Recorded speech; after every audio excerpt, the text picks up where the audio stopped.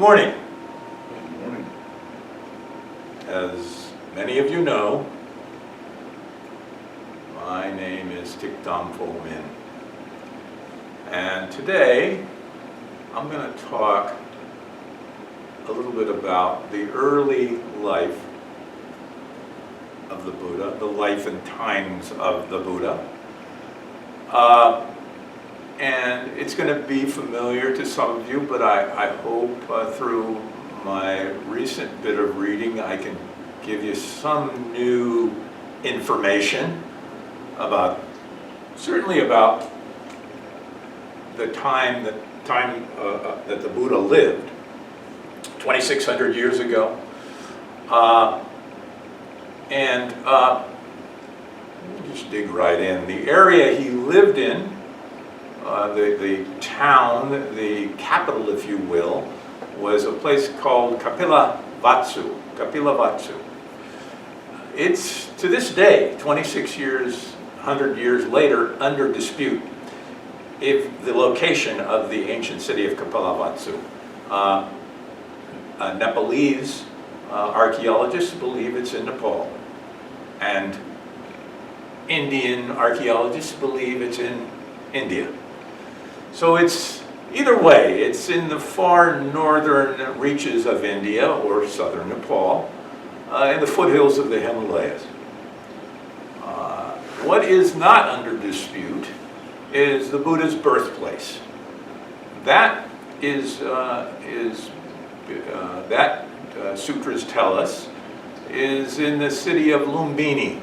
And not a city, actually, the location of Lumbini. And Lumbini was noted at the time for a garden that was quite lush and beautiful. And has happened, historians propose the idea that the king Sudahana, and his Princess Maya, were the sutras call them kings, but actually he was a tribal leader of the Shakya clan, the warrior clan. And I was not sure of this, but kind of could intuit it. The Buddha was their only child, and they waited 20 years before they were blessed with the occasion of having a child.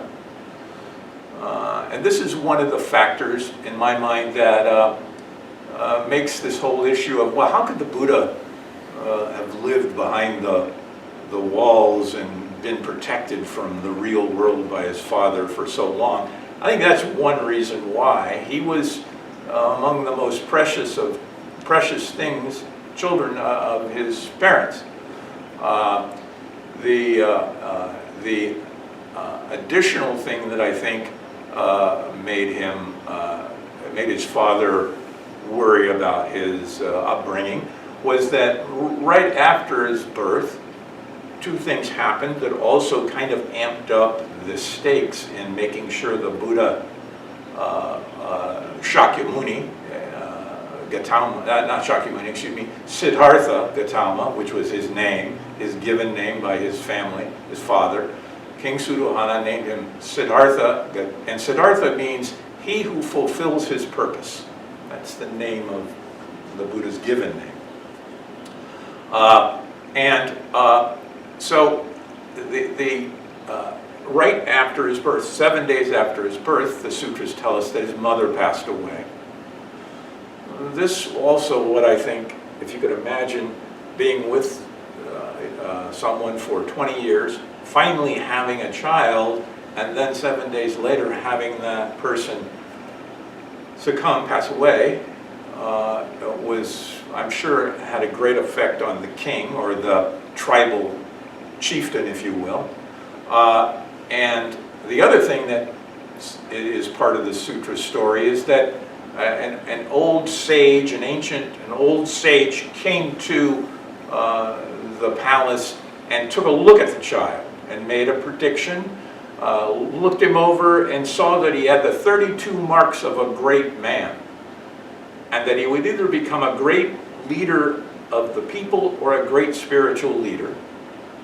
And his father knew where he wanted the son to be eventually, which is his heir to his kingdom, or his, if you will, a tribal area, his realm, if you will.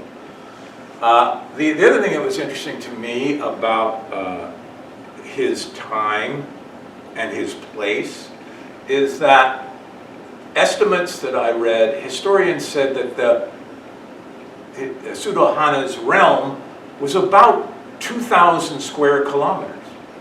And I thought to myself, well, India is a big country. It's in the top 10 countries of the world as far as landmass, between Australia, which is very far behind, and Argentina, which is a little bit more land than Argentina.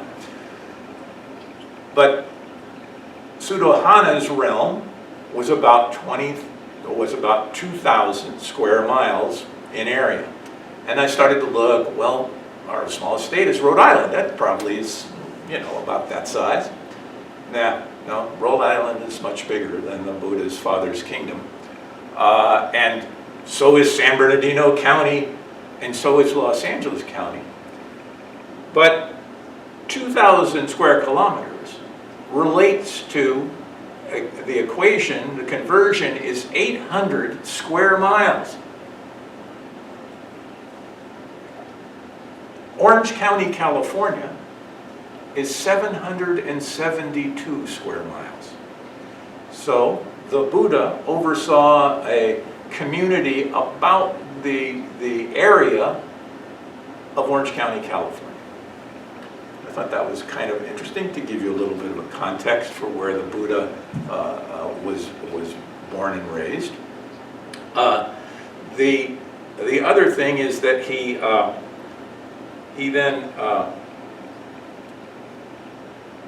married Queen Maya's sister after her passing, so that the Buddha would, as in traditionally of the time, the first 7 to 8 years, the young boy would need a mother to help him grow to a bright child and do all those things that a kid does. And so that was Queen Maya's sister, Prajnapati. And then he of course, goes through all the great luxuries of being in this royal family. He has every privilege. In fact, the Buddha, to me, is draws an interesting parallel to our times now. He was in his area and in his realms, due to his power and wealth and the luxurious world he lived in, he was part of the 1%. And here's an individual who was so driven and moved to answer his question, which he didn't even know was a question as a young man, the why do we suffer and what can we do about it, that he went through an amazing journey that literally, if we look around, without the forests of India, he's homeless. That's what these shramanas did. They went out into the wild forest and sat and tried to determine the answer to their spiritual questions. So he goes out, and there's an event in his life where he gets out of his confines. His chariot driver takes him out beyond the walls of his family compound, and he sees a sickness, an old, hobbled over woman, a corpse laying out in the countryside on the road. And all this moves him because he really is confused. He's never really experienced this at this level before. He's been kind of closeted away in his family's compound, and his father probably kept him away from a lot of that because he knew he might have this spiritual sort of bent. And the fourth sign that the Buddha saw was an ascetic, a shramana, a seeker. And the sutras say that might have been the spark of the idea that there was a way to the path of his awakening, or to the answer of his question, because that is the Buddha's life of achievement and of teaching. This answer to the question of why do we suffer.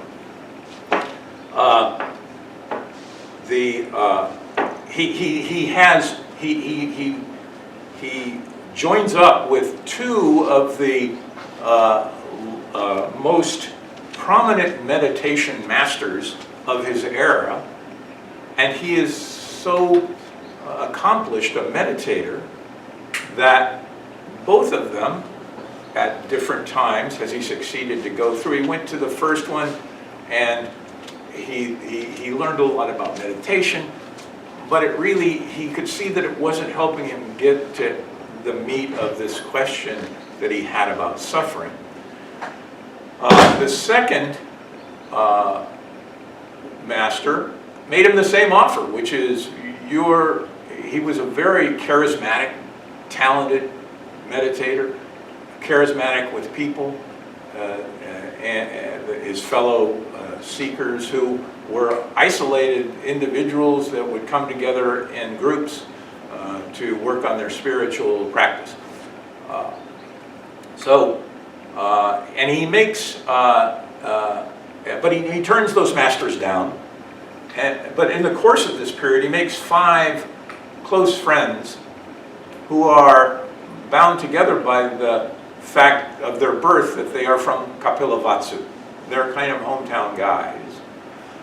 And he goes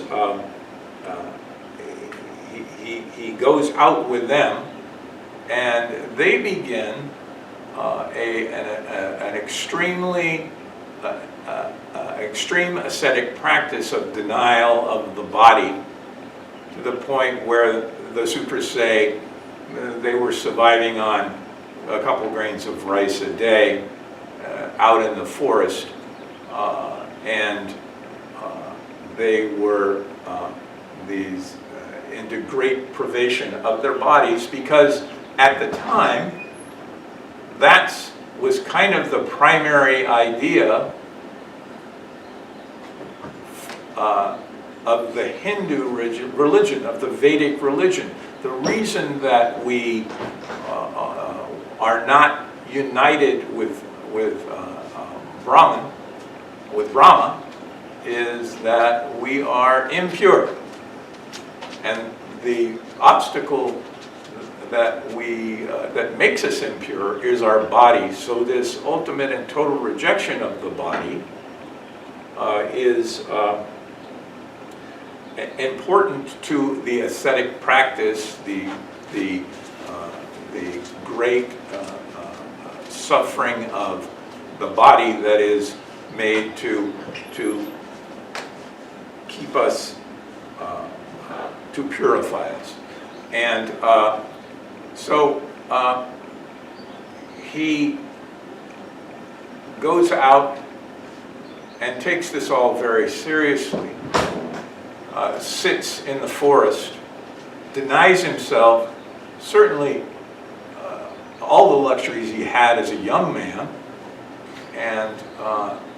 and gets very close to dying. The story is that Sujata, a young shepherdess, finds him, and I think this is a beautiful line from the sutra, or at least Roshi's interpretation of the sutra, where she said she comes across the Buddha and says, "Oh, look, the Gautama is dying." And she comes to the Buddha cradles him and gives him the milk of one of her goats. And this kind of snaps him out of it. It revives him to the point where he is able to come to what I think is one of his most important teachings for us. I know the Four Noble Truths, the Eightfold Path, all important answers to his question of why we suffer. But the idea of the middle way, which is what this is a key component that can help us in our everyday life. And we kind of talked about it without naming it earlier in the sutra class. This striving for an understanding and awareness of the middle, and most importantly, understanding the great suffering caused by being on the fringes, on the outside of knowing so firmly that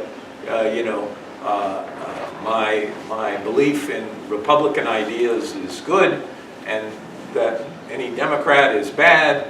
These sorts of polarizations throughout our life, whether it's our reaction to politics, whether it's our reaction to having to change a flat tire, whatever it is, this middle place is something that helps us understand a little better how we cause our own suffering, how we, in a sense, beat ourselves up in between these extremes when the true day in and day out practice of this is to be in the highly aware middle in every moment that we are going throughout our day.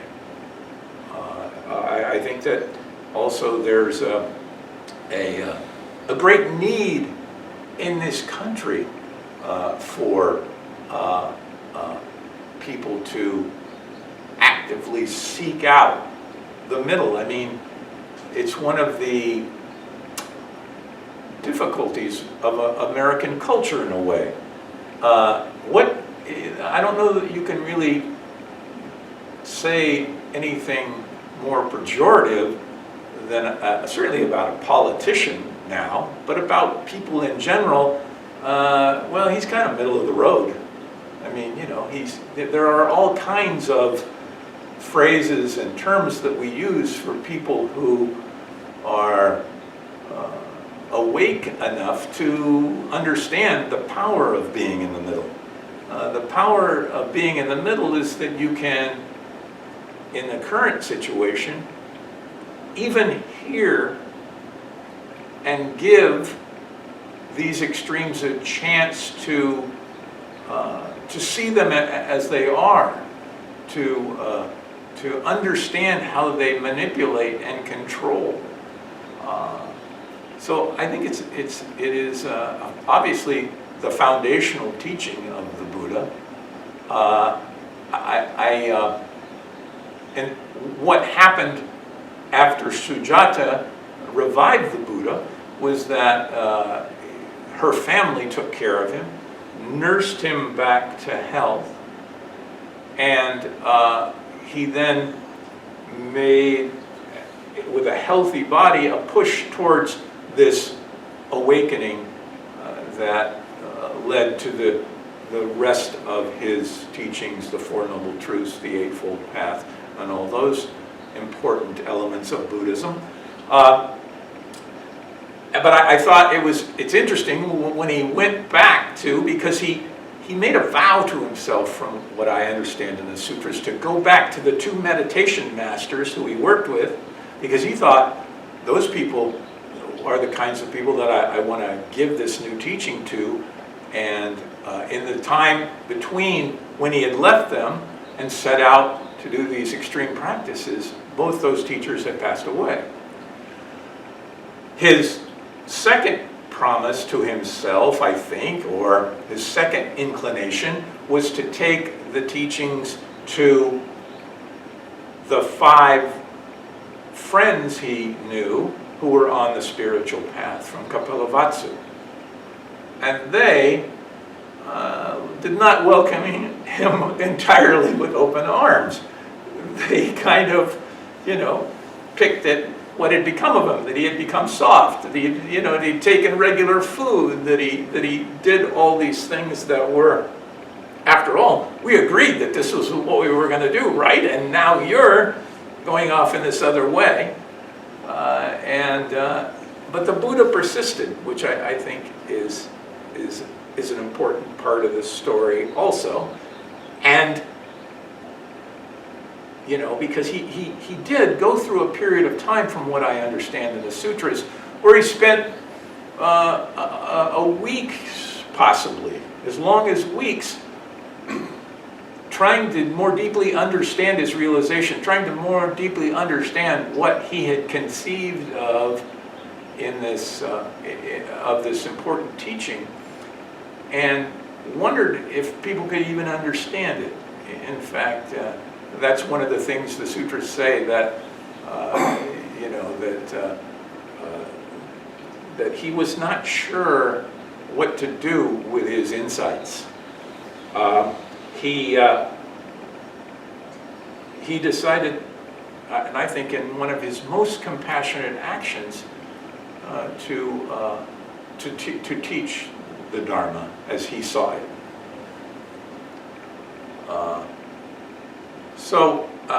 I think also the other thing that I was able to get out of a little research I've done lately is that,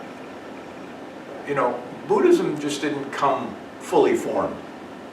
The Buddha was raised and taught by Brahmins. He was raised in the religion of the Hindu, or the Vedas, the Vedic tradition. And at the time, it was a system that fully supported and locked people into the caste system. And it was a great situation if you were a Brahmin, or a noble person, or a warrior like the Buddha's clan, the Kshatriya, right? You might get lucky in a future birth, a reincarnation, if you were a part of the business clan, the people who had shops and maybe farmers. But if you were the vast amount of people, the vast underclass, the untouchables,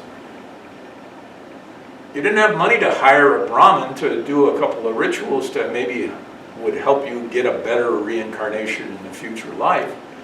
And the Buddha, I think, had part of his teachings understood this problem, and that it gave people a chance to, it gave them hope for the future, and a hope that they had in this lifetime to have less suffering, to be more satisfied in their lives. That was quite a, I would see how that would be an appeal to the masses of the untouchables. I think it explains why his teaching was so popular early on. I think there's a great irony in the fact that he was, I would say, most Brahmins and other nobles and warriors of the time would think he was working against his best interest, because he was part of the privileged people. He was part of the group that was keeping the other people in their place and doing the work that needed to be done to make his life luxurious, to fund the Brahmanic practices, to keep the religion and the rituals going. And this was a created a very hopeless situation for people who were living at the bottom of the economic system. The other thing is that there was a change going on in the culture, society, and economics of the time of the Buddha. The Brahmins came to power in an area, in a time, and that's a parallel to what we have today. The entrenched different viewpoints that are extreme on both ends. The Buddha had to deal, obviously, with some of those in his time. But what was happening in society at the time was the Brahmins were in control of the entire society through their rituals and practice. And if you wanted a good harvest, you got a Brahmin to bless your spring planting and your harvest. And you set aside money for devotions for those people. What happened at the time of the Buddha was that the Brahmins, their power was diminishing because there became a more of a middle class. People who were craftsmen, people who were retail sellers of shops, all of these other different types of individuals, and the Brahmins obviously tried to do what they could to shake up a little business from those people, but it was difficult because people they had more agency, they sensed they had more power. There was the idea that has gone, this idea of individualism was starting to kind of take shape, and we all know that that's kind of one of the things that the Buddha warned people about, that this individuality, the thinking of ourselves as a separate self from all people and phenomenon around us, is what causes suffering, and it was just starting at that time because of the change in the economics of things. So, a lot of history, a lot of